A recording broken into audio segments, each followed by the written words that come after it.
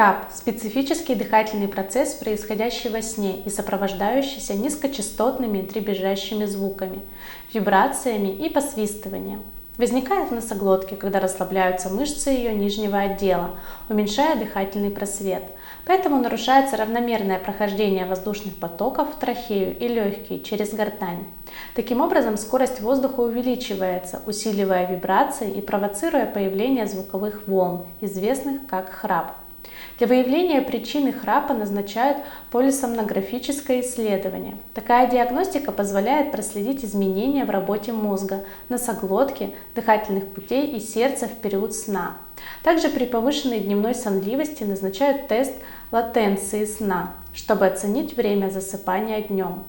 Далее назначается лечение, методы которого зависят от причины. Консервативное подразумевает использование пациентом в период сна дополнительных устройств и приборов, загубников, челюстных ремней, кап и так далее. Хирургическое – это малоинвазивное вмешательство, способное устранить анатомические дефекты, последствия травм или заболеваний, длинный небный язычок, полипы, аденоиды, деформацию носовой перегородки, СИПАП. Терапия пациента использует специальный портативный прибор, который принудительно нагнетает воздух и предотвращает остановку дыхания во время сна.